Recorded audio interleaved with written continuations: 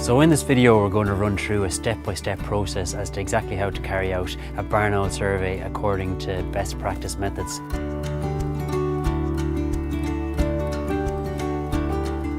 There are many different reasons why you would carry out a barn owl survey. It might be to inform the renovation of a particular building, to figure out if there's birds using a particular site.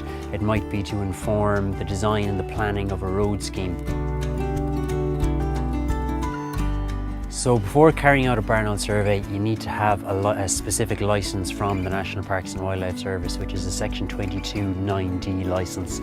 And the priority always when carrying out a barn owl survey should be to limit any disturbance to breeding barn owls, but also other breeding birds and also bat species which might be using the sites that you're surveying.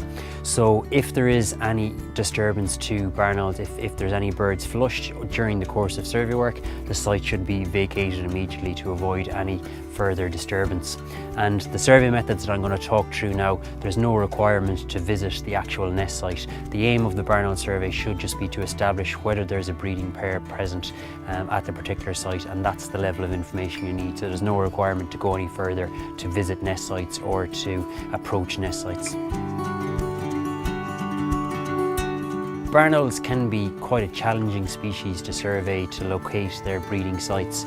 And obviously, as a nocturnal species, it's not possible to observe them in the same way as it is with other bird species. So it's really essential to know exactly how to determine whether a particular site is suitable from a barn owl's perspective, and what to look for to determine whether that site is occupied and whether there's a breeding pair present.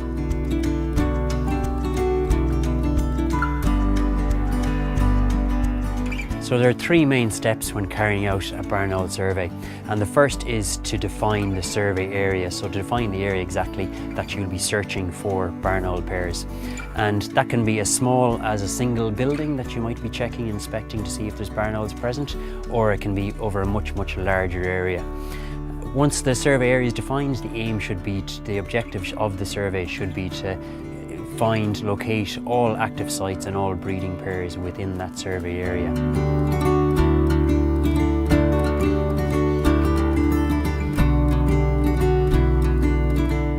So the second step is determining whether a particular site is suitable or otherwise from a barn owl's perspective. And the example that we're going to look at here is a ruin building, which is a classic barn owl site.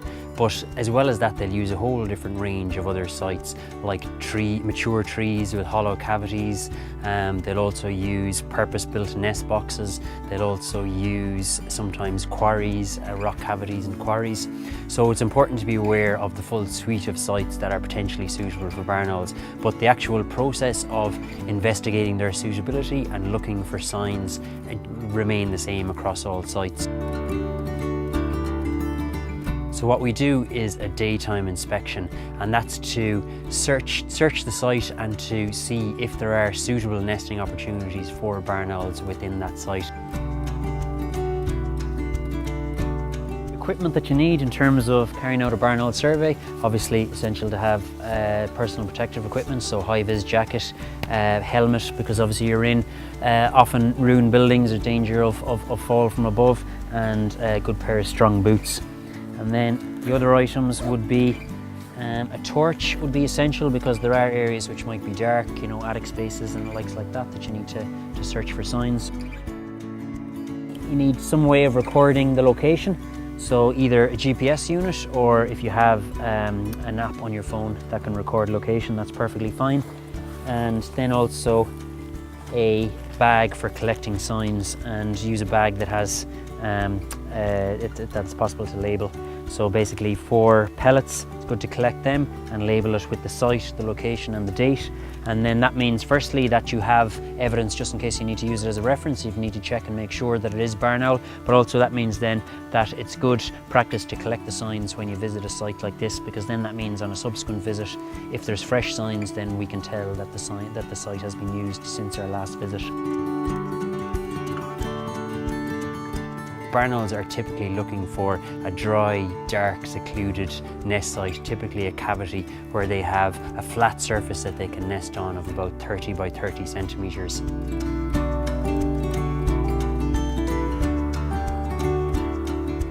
next step then is to look to see if there's evidence that barn owls have previously or are currently using the site, and that's searching for signs. Obviously barn owls are a nocturnal species, so they're going to be tucked away during the day at the roost site or at the nest site. So we're looking for signs which are pellets, whitewash and molted feathers that give away evidence that barn owls have used the site in the past or may potentially be using that site.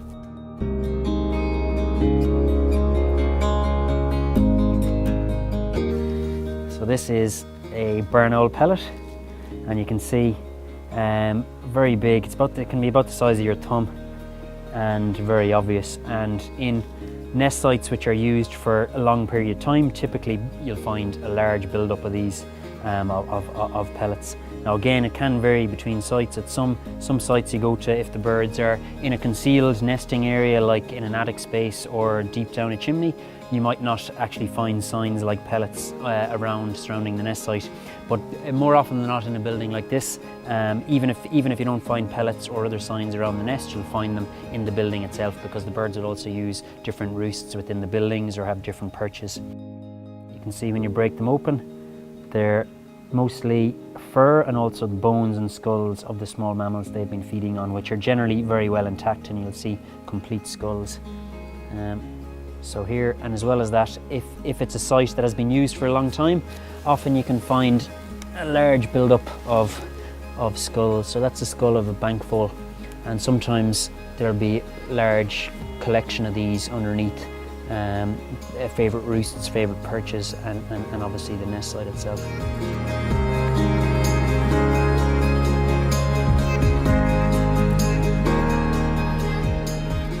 So you can see just underneath here, there's some whitewash just on this slab, and that's very likely from barn owl. It sits characteristically white, and then often you'll find them a build-up of whitewash because they'll have particular perches that they use time and time again, and often you find it as well underneath an obvious, say if there's a prominent stone which is protruding from the wall that they're regularly using. But as well as that, particularly as the breeding season progresses, you'll see whitewash build up around the nest, and that's from the young when they start to come to the edge of the nest and start to explore. So that's a really useful way of trying to figure out where the nest might be within a building. But obviously, just to find signs like pellets and whitewash alone, then that tells you that at the very least the site has been used in the past by barn owls, and that merits then further follow-up to come back to do a nocturnal visit and to establish whether the birds are currently using the site and whether it's a breeding site.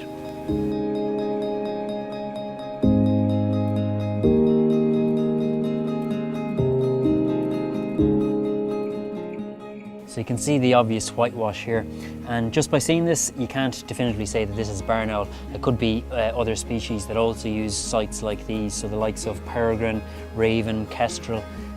So there needs to be additional evidence to support the fact that it is barn owls using the site, and obviously molted feathers from barn owls is obviously evidence that at least the site has been previously occupied.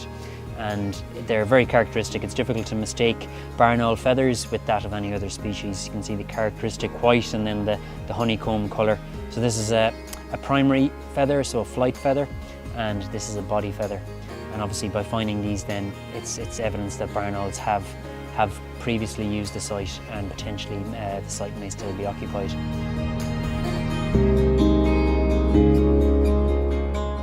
So then, once we know that the site is suitable and that it's potentially occupied, that brings us to the third step, which is to return to schedule a dusk visit, which is to carry out a nocturnal watch at the site at dusk during the breeding season, which allows us to confirm whether birds are present and whether they're using the site and whether there's a breeding pair present.